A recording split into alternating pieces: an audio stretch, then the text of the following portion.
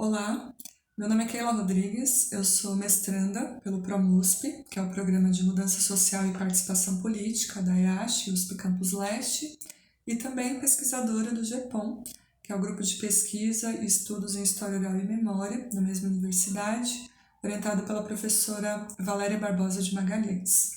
E hoje, para contribuir nesse mini curso organizado pelo GEPOM, eu vou falar um pouco sobre oralitura. Falar sobre oralitura, então, pouco espaço de tempo, é bastante difícil, porque trata-se de um tema complexo, né? Um conceito bastante complexo, cheio de nuances, mas eu vou tentar trazer aqui alguns aspectos básicos, iniciais e alguns referenciais que podem depois ser aprofundados, né? Através de estudos, leituras e, sobretudo, né? De experiências, a partir de experiências e vivências.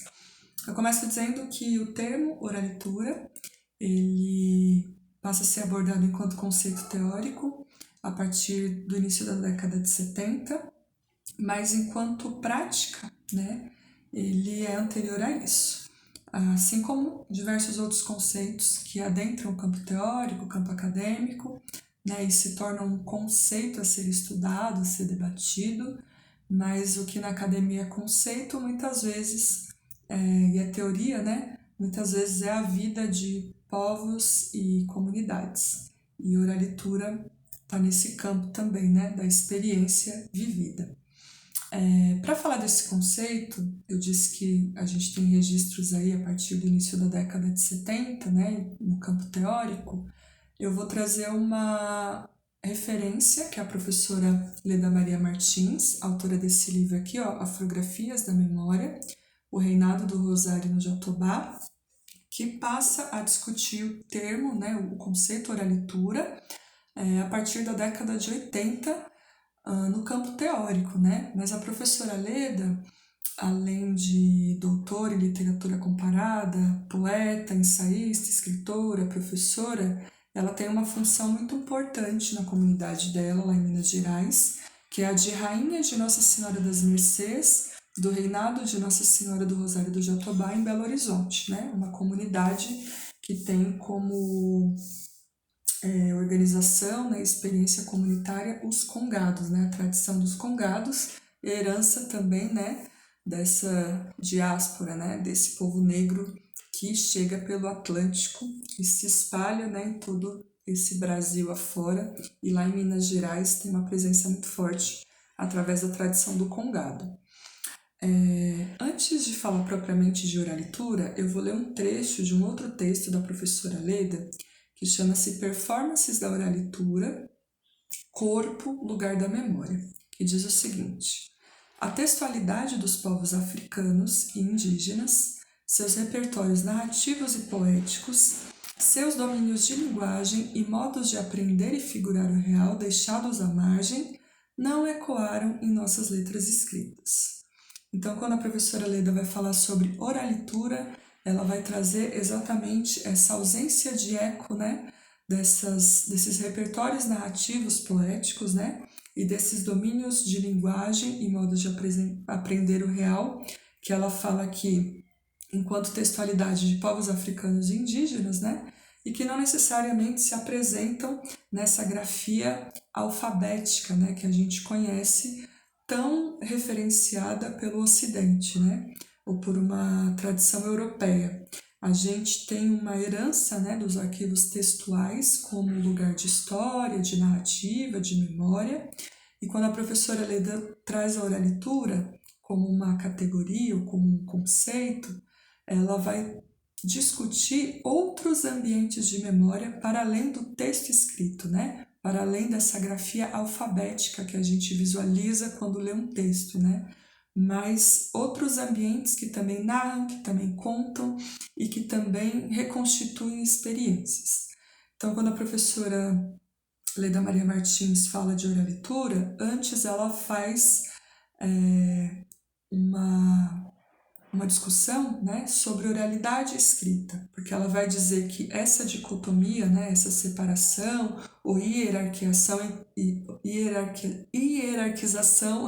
entre oralidade e escrita é muito mais uma perspectiva do colonizador, né, que quer apagar outras formas de conhecimento e referendar a sua forma de registro, que é a escrita alfabética da forma como a gente conhece, né? Que inclusive aqui no Brasil tem até uma tal de norma culta de uma língua portuguesa, né?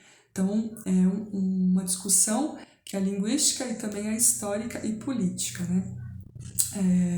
E aí a professora Leda, quando ela fala, né, que há essa falsa dicotomia entre o oral e o escrito, ela vai dizer que a oralidade e a escrita são apenas formas textuais diferentes, né? São textualidades diferentes. Mas caminhando um pouco além, né, da escrita, né, desse registro alfabético, e caminhando também um pouco além da oralidade, somente como essa palavra narrada, né, que a gente geralmente tem mais referencial quando a gente fala de oralidade, ela vai trazer a perspectiva da oralitura como uma textualidade oral que ela chama de afro-brasileira e que eu vou chamar de afrodiaspórica, né?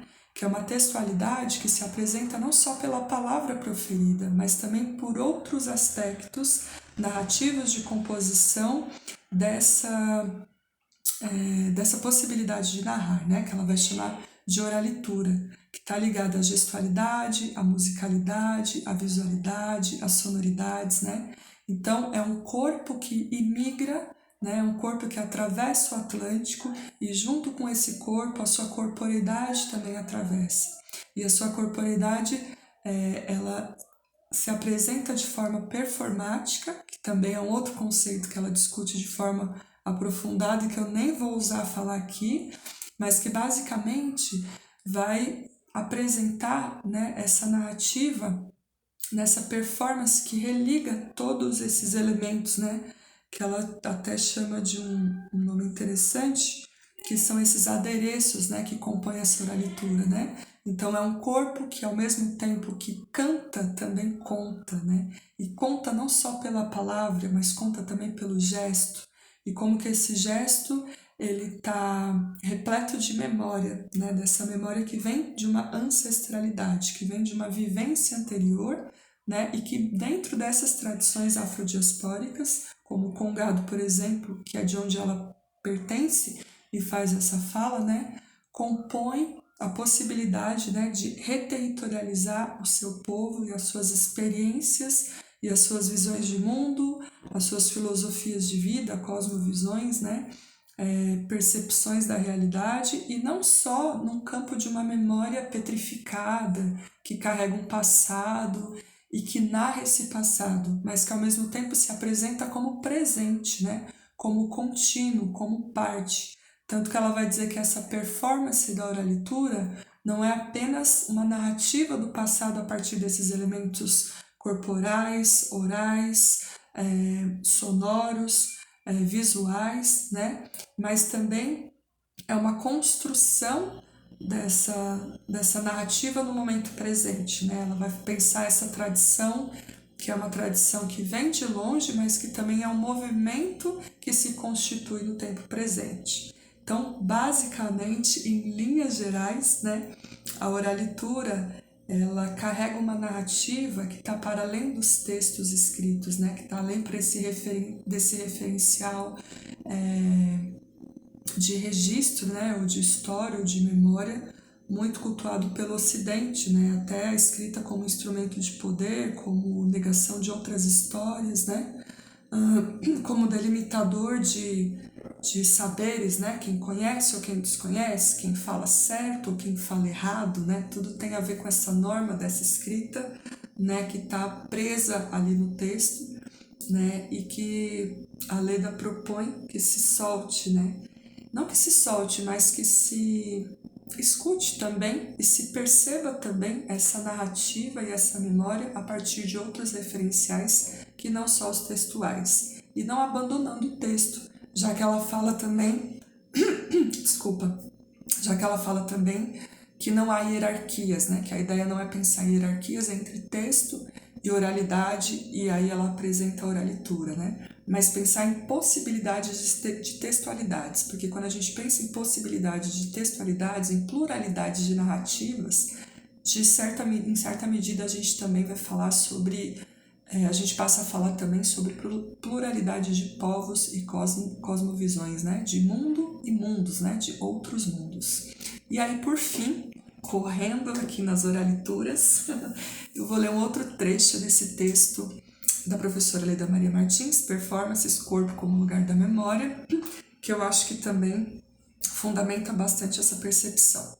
A textualidade afro-brasileira e as performances da oralidade nos oferecem um amplo feixe de possibilidades de percepção, caligrafando a história e a memória dos afrodescendentes. Essa memória do conhecimento grafa-se também como aletria nas pautas do papel e do corpo. Um saber que se borda pela fina lâmina da palavra ou no delicado gesto. Litera e litura. Gravuras da letra, do corpo e da voz. São Benedito, santo dos pretos, fala na boca, responde no peito. São Benedito, santo dos pretos, fala na boca, responde